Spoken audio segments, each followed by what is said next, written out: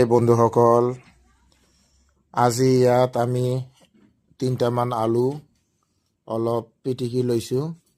ইয়াত আমি কি দিম কৈ আছোঁ। আমি পটেটো বল পিছত ক'ম। বন্ধুসকল, পটেটো বল বনাবলৈ আপোনাক কি প্ৰয়োজন মই দেখাই আছোঁ।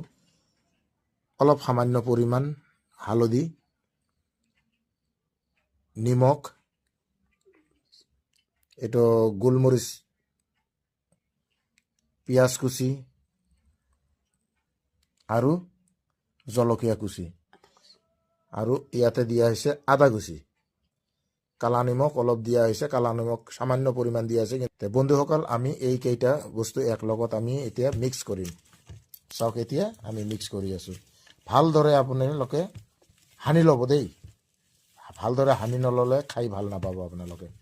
আলুখিনি আমি ভাল কৰি সানি লোৱাৰ পিছত সৰু বল বনাইছোঁ। এই বলবিলাক হেৰি দেখা পাইছে।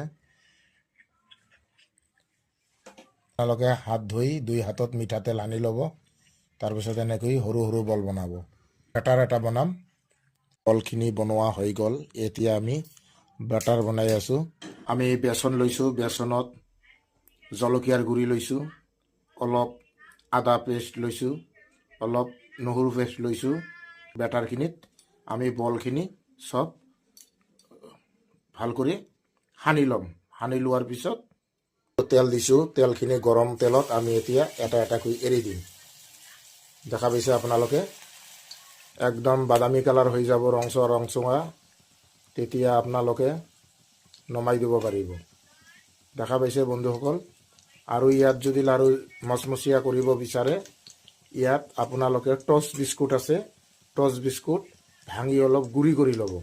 গুড়ি কৰি লোৱাৰ পিছত এই বেটাৰৰ লগত যেতিয়া বলবিলাক আপোনালোকে ভিজাই ল'ব, তাৰপিছত উঠাই কিনি টচ বিস্কুট ভাঙি গুড়ি কৰা যে, এই গুড়ি কৰা বিস্কুটত আপোনালোকে তেনেকৈ আপোনালোকে ওলোটা পালোটা কৰি টচে স্কিপ নকৰিব। চাই যাওক ভিডিঅ'টো।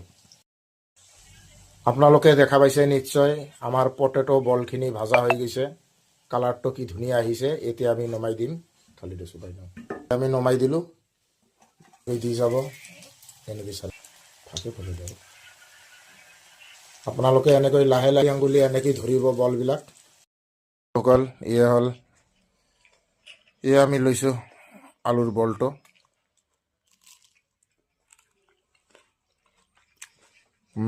সঁচাই আপোনালোকে বনাই খাব এনেকৈ চচ দি, নাইবা ধনিয়া পাতৰ চাটনি দি।